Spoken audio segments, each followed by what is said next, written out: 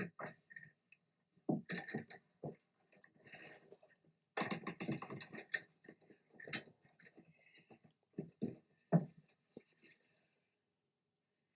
right, so I'm painting with acrylics, and I'm just going to lay this in and with acrylics, and then I will paint over in oils. And my idea is that this will allow me to make changes.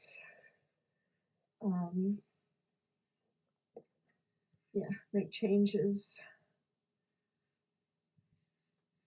to work longer because it'll keep getting dry, and then finish it in oils so that I have the surface quality of oils, which I really love, and also so that like finishing in oils, it means I can make the changes that I want that are going to be have more gradations and stuff rather than the acrylics, which dry kind of quickly. And I'm just drawing in with kind of my yuppie brush here. I was already painting some other stuff, and I'm just using a little blue, and it doesn't exactly matter so much because it's just going to dry. But this painting has a ton of blue in it, so I just thought blue would maybe be the right answer. And I'm using a little water to thin it. And I'm doing pretty well drawing this, I gotta say. And that's because I did it before for my other class in pastels. So, and that drawing did not progress so easily as this one has. So I'm gonna mark where these trees are. Actually, I'm gonna put the sign in. I'm gonna do where the lights and darks are here in the blue. So because like I say, it doesn't really matter. It's gonna dry really quick.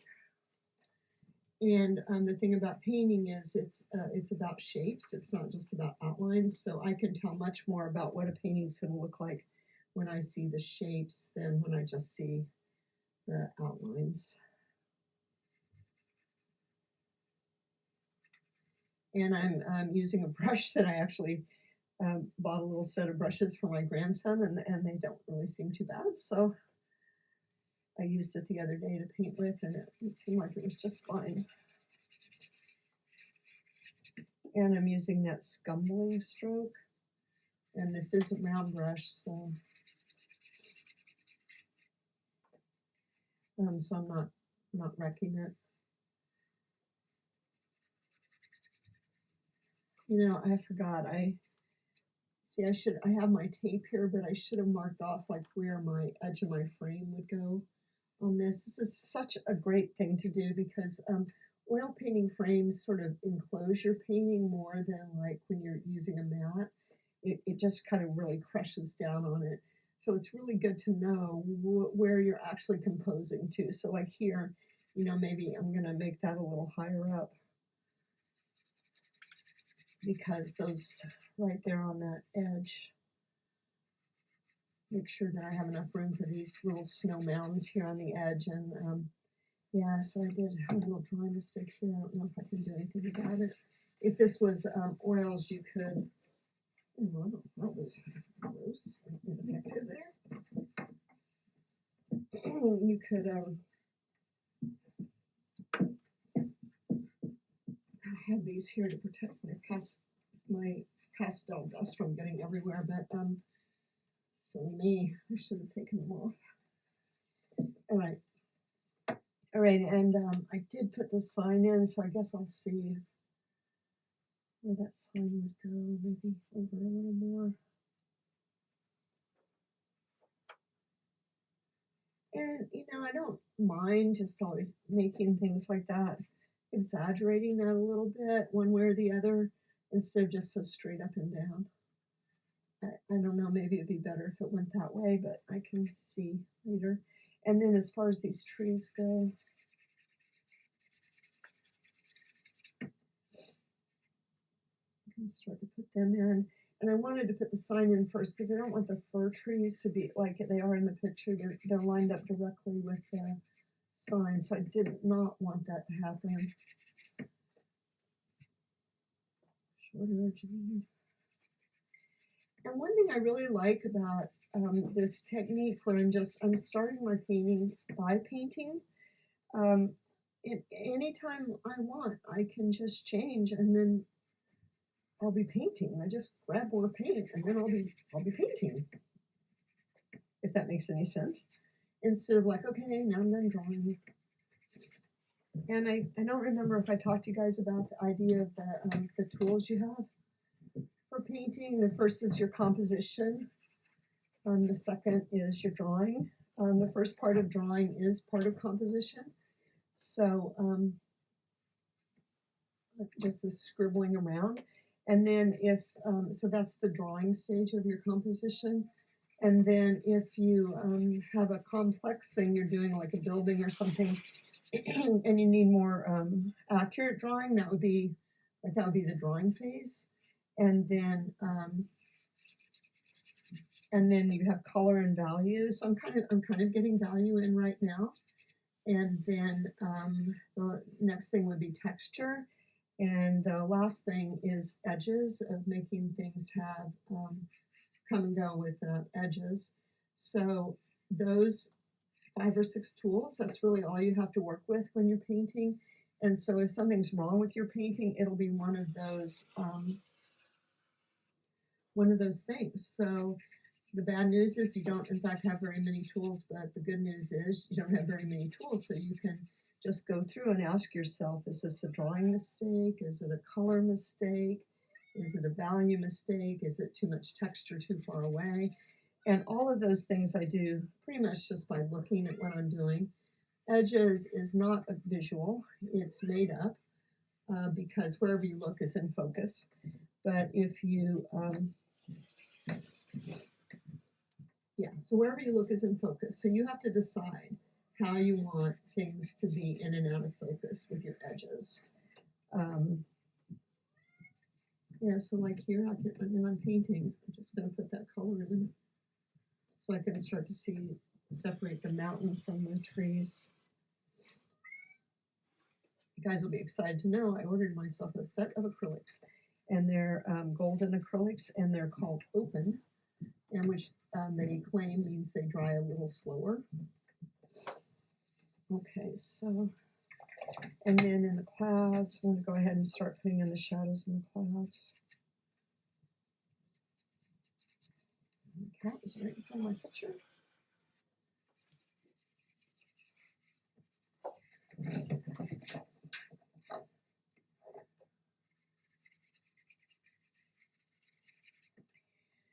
They also make some thinners, different thinners, so you don't just have to use water when you're doing acrylics. And I ordered some of that too for those golden acrylics. Let's come back and do that right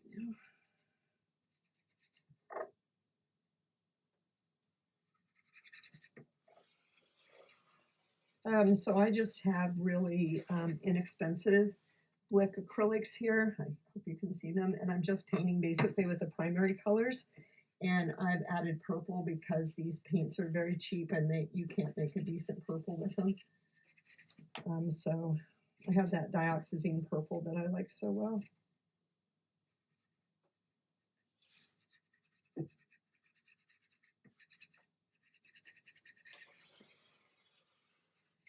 And I'm actually mixing some red into my green, and that's how I'm getting brown.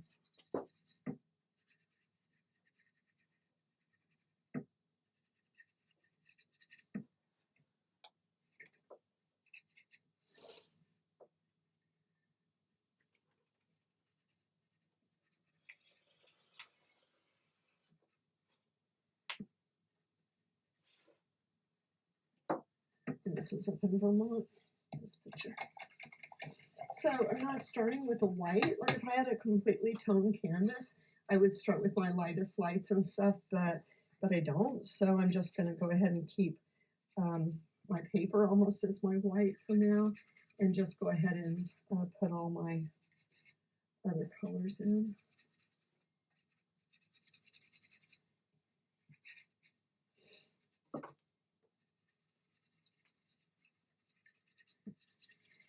I guess the reason I haven't been having people really use acrylics is like I'm really learning some new stuff, so that's awesome.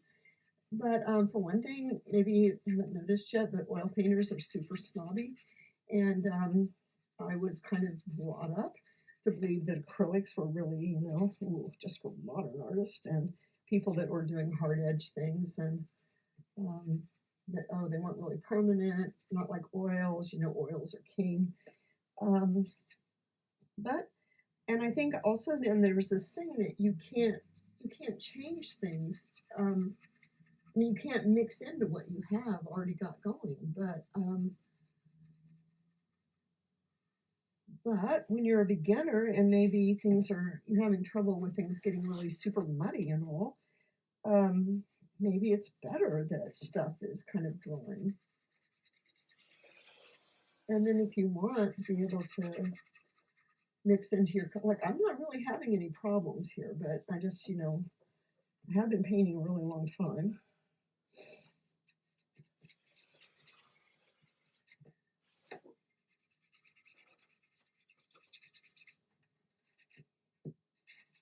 And to do this, underneath your oil paintings, you don't have to have a huge set. I just have, red, green, yellow, blue, and purple and white. I'm not using black at all.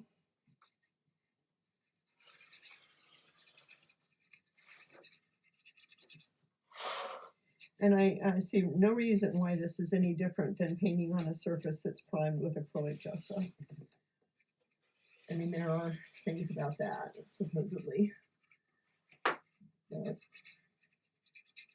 Questions, permanency questions, but I don't know. Do we care?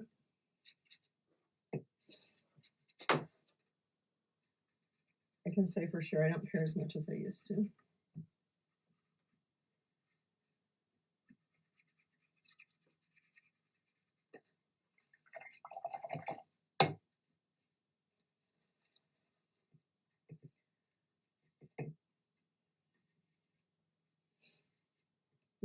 I'll tell you, these paints are not very good. This is these are student quality school, like I used these in high school.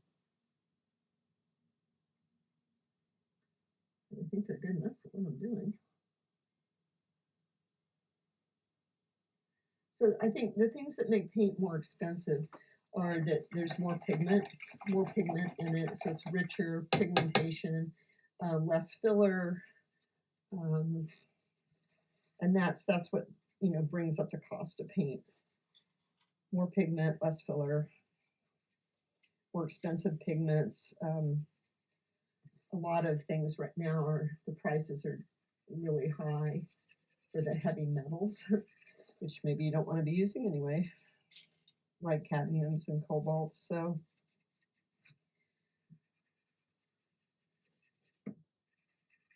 like this, I can't get really anything even close to the color or the sky with these paints, but maybe if I had more expensive ones, I could.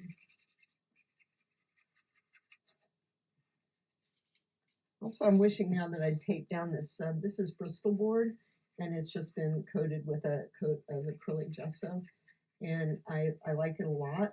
I really like to paint on it. It's one of my favorite things. The reason I don't is when you frame it, you have to put it under glass, and like I already got enough problems of putting things under glass with pastels. Don't want to put anything else under glass.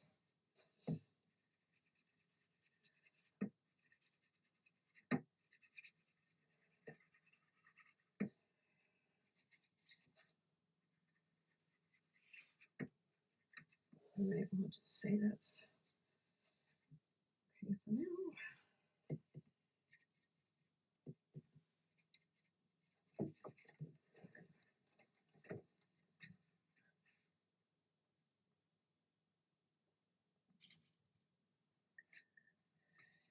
Okay, sorry about that. I forgot that I couldn't have my light facing so directly on my paper here like I do when I'm doing pastels. So I just turned it a little bit. So if the glare, I didn't really watch my video, but if the glare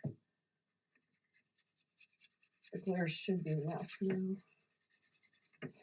And I'm sorry I'm not getting into this till today. I just have not had time this week.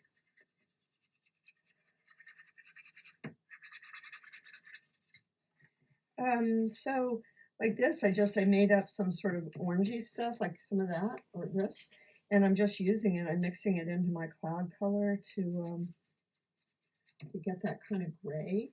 So that's how I make my grays with colors. I don't I don't use black to make gray usually. I ask myself, well, what kind of gray is it? Is it a yellow gray, a blue gray, a green gray, purple gray? I have to admit, purple is often the color I come up. Oh, jeez. Um,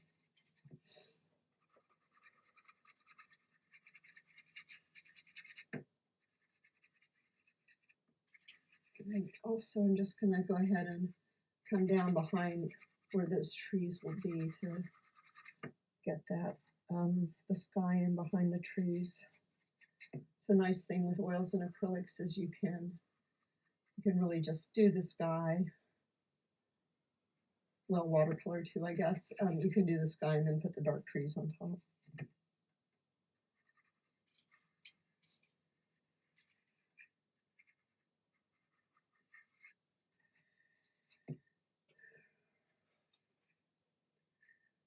So it was super long time ago, and I don't remember this person's name even, but I had this student, and she had 5 pastels. She had white, black, and the red, yellow, and blue. And it was just amazing what she could do with those 5 pastels. So sometimes if you have a ton of colors, especially in the beginning, it's really confusing. So it's kind of better to not have so many.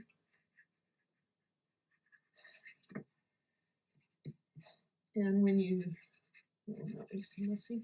When you add colors to your palette, sometimes it's a really good idea not to add too many at once, just so you can see what things do. I also had this time a long time ago when those sets of Rembrandt 225 pastels were like $165, which is so hard to imagine now since they are about 600 something. And I had a whole bunch of people that bought those sets, and I mean it was the deal of all time. And then a lot of those people actually didn't stay in the class. I mean, I hardly ever had anybody not stay, but it was like because they had this huge set of pastels. Number one, I think they were confused, but also number two, they were much more able just to grab something that was a really close approximation of the color, so of what things were, so they didn't have to build up the color. And I just think I don't know, it was like they couldn't overcome having a good set of pastels.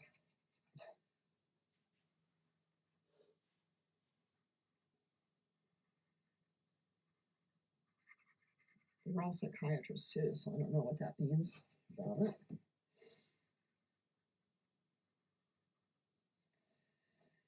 Okay, so now, so the snow, like if I'm going to say, well, what kind of white is it? This is a very yellowy white up here close to me, and then a more bluey white in the distance. So even though, yellow snow can be a problem, I'm just going to go ahead and start it really yellow. I'm just going to see how far I can go with this, and that way tomorrow I'll just work in oils because I know I can't work in the oils right now. And it just won't be dry. My other painting isn't dry even, so.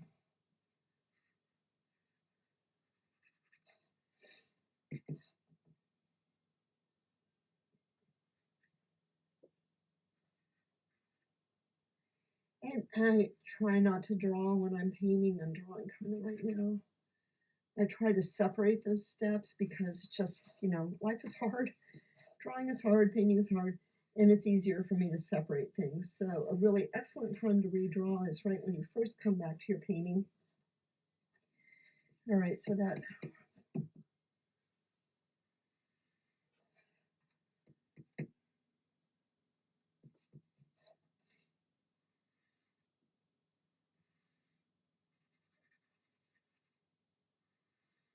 white in the distance.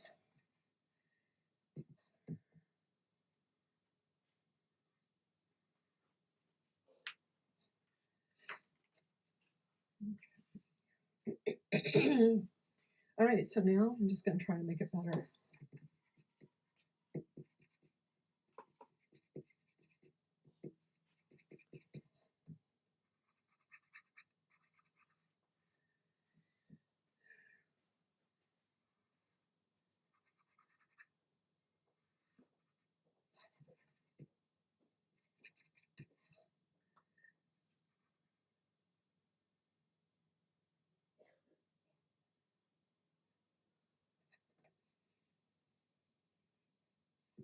See, I missed a few places. Oh, shoot. Sorry about that, but it doesn't matter because it's going to get...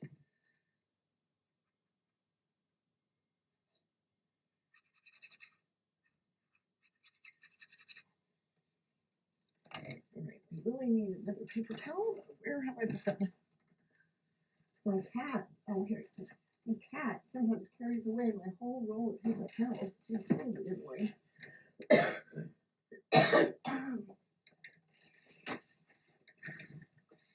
Okay.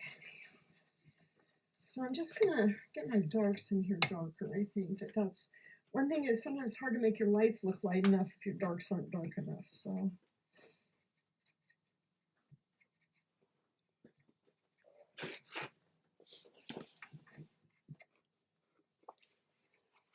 to make a black, what you do is you use a combination of your darkest red, your darkest purple, or darkest green, and darkest blue, and then I use some purple too.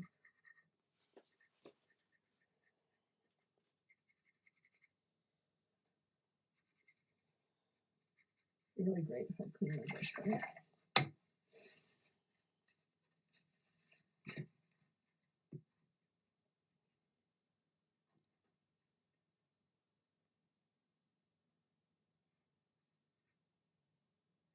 The place where you really show that trees are trees and what they're like is up here on the edges.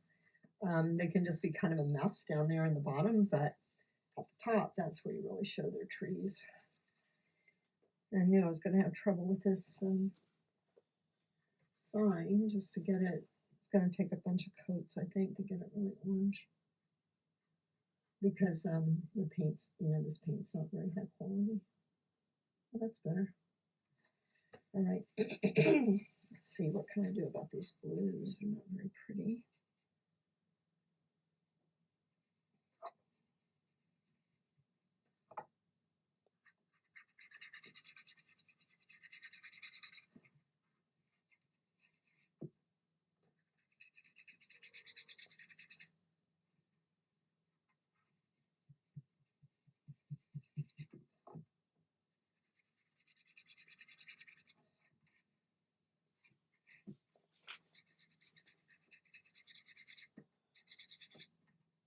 You can tell probably from how quickly my brush gets back up on my paper that I'm not mixing very much on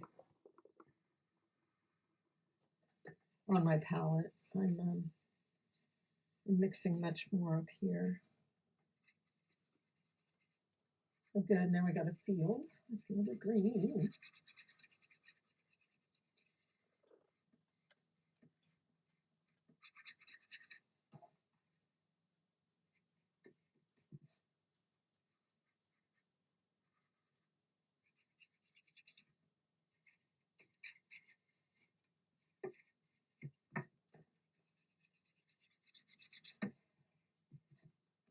Yeah, I gotta just get rid of that for now.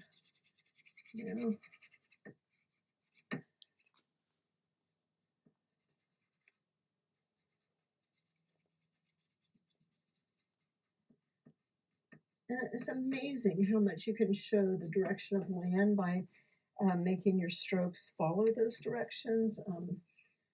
And that's part of the whole texture thing that, like I say, it's hard for me to do more than one thing at a time. So I'm still mostly just trying to get the color right and I can't really think about my strokes very well yet.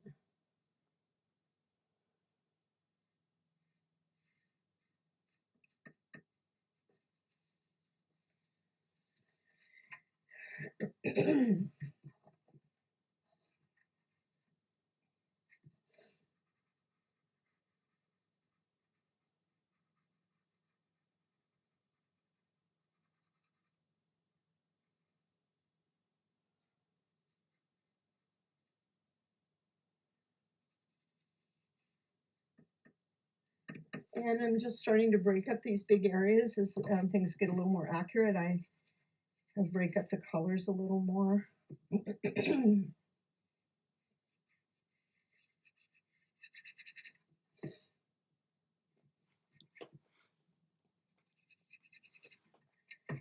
Try to start as simple, as big a statement as I can, because for goodness sake, it's all so hard that the simpler I can start, the more hope I have.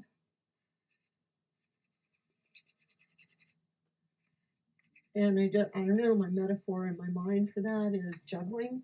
If I'm juggling 3 balls and I can't do it, it's not like a good plan to add 4. That won't help me. So I need to keep it simple as long as I can until it gets to a point where the only way to make it better is to break it down.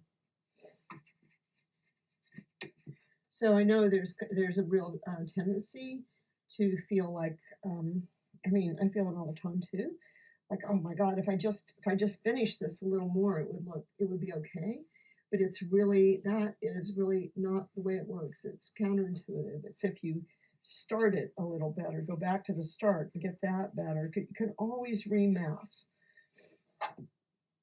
And what my teachers used to say, same one who said you should probably have a drink before you came to class.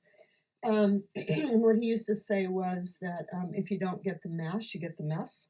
So, and what I think you do is you start with the big shapes of colors. That's what the masses are, the big patterns of lights and darks, and then you start to try to break it apart and make it more complicated.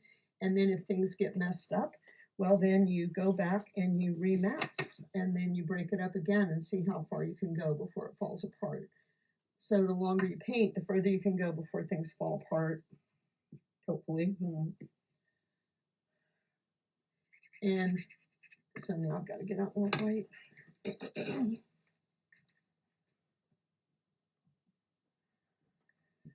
So this is the brand of paint I'm using right now. It's this Blick Acrylic. It's their student grade paint. Works great for murals. I think that's why I have it, because we painted a mural at a school. Okay, I'm just gonna try to get everything covered one more time with the acrylics, and then we'll be good to go. So this doesn't have much paint on it, so I'm gonna come back there now.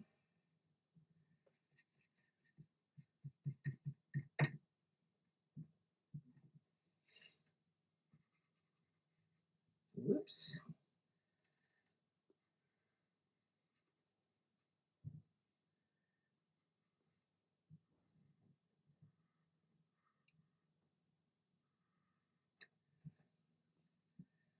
All right, so I think I got that a little too tall, so good news is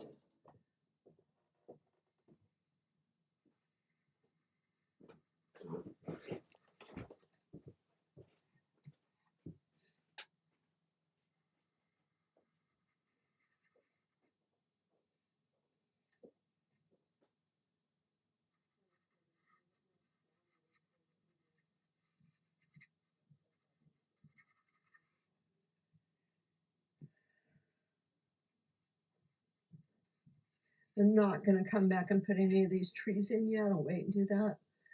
There's no reason to do it now. I just would have to paint over them all anyway with the oil paint.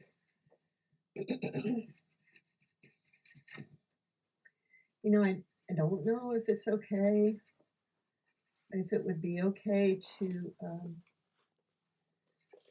leave some acrylics on the surface showing, but I'm definitely going to make an effort to paint all over.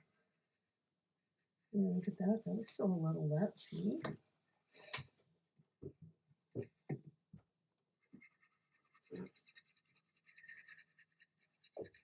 Blue, everything is blue. Huh? Clouds are blue, the ground is blue. Blue.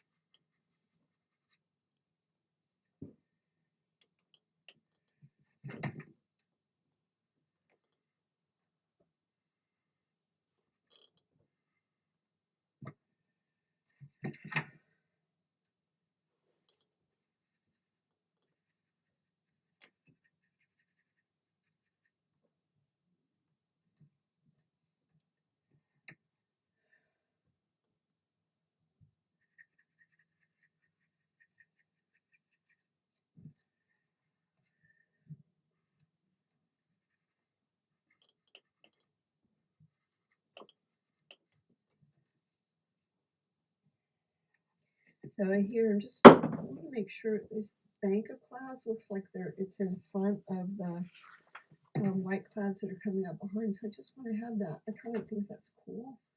So I want to try to get that hard edge right there. And one thing when you're painting clouds, if you can really try to keep track of your edges, like where are hard edges, where are soft edges. You know, so under here it's all really soft. And the other thing is, I've talked about it a little bit, but I'll just say it here so it's actually in in words, recorded word, is so the bottom of the clouds are further away from you, because what the clouds are like a cardboard box that is up in the sky and you're looking up at it. So the front edge of the cardboard box is here, at the bottom of the cardboard box, the front edge is here, and this is the back edge that's further away. So, but of course they're not really boxes. If anything, they're more like cylinders or something. And so here's the soft edge coming along in here where it's turning over from the side to the bottom. And then this is kind of harder edge, but you also have to be careful about that because that edge is further away.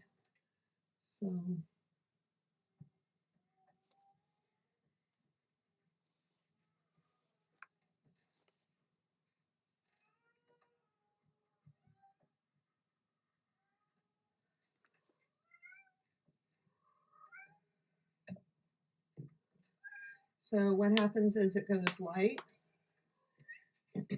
half light, shadows. So to make things like look round, like clouds or cylinders or round stuff, you have to have at least 3 color changes. You have to have light, half light, and shadow.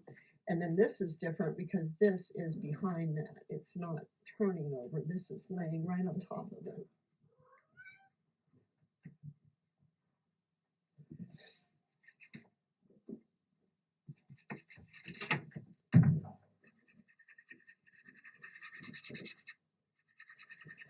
Actually, being super speedy quick really works well for these acrylics because they're not really having time to dry. And of course, it's freezing in my studio, so also helpful.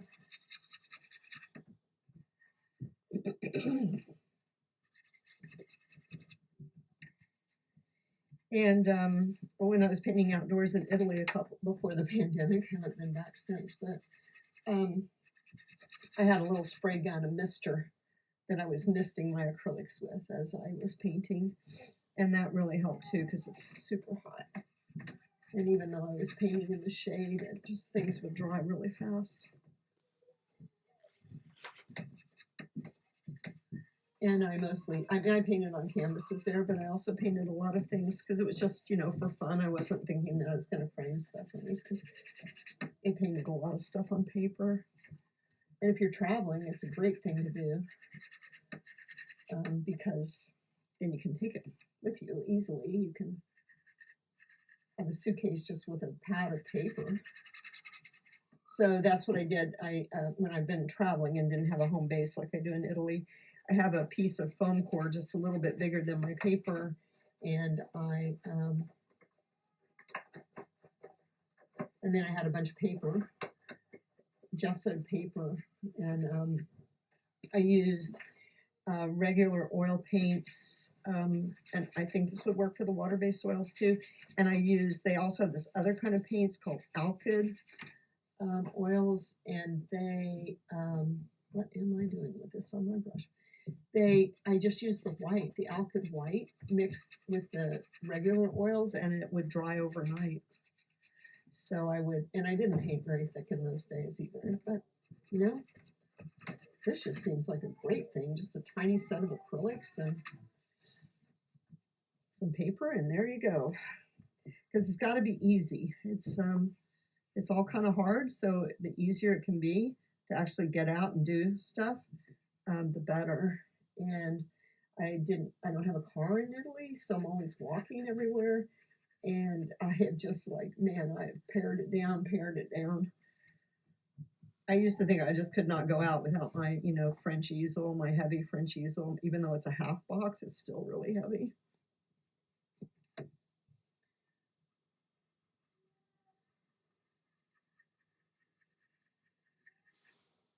It's amazing what you can do without, really.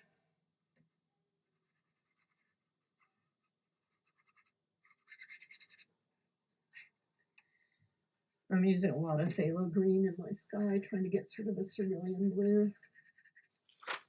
It's not going so well. But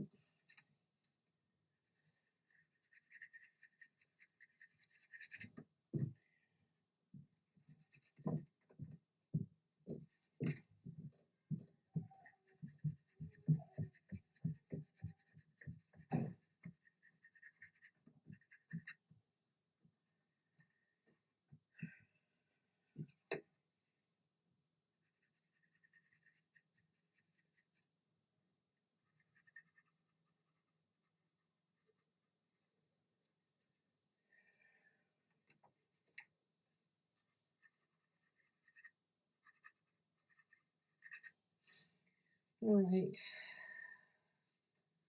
Never came back over that. So.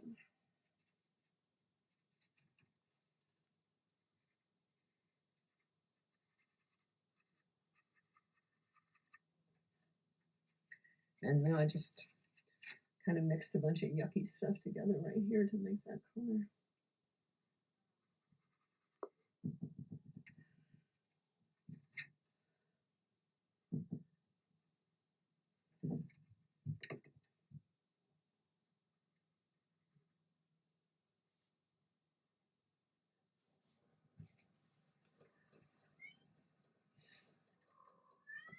Oh, yeah, right here.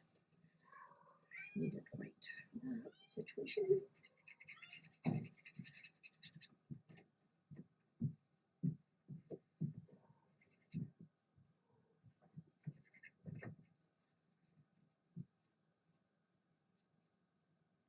Yeah. Shadow needs to come down further.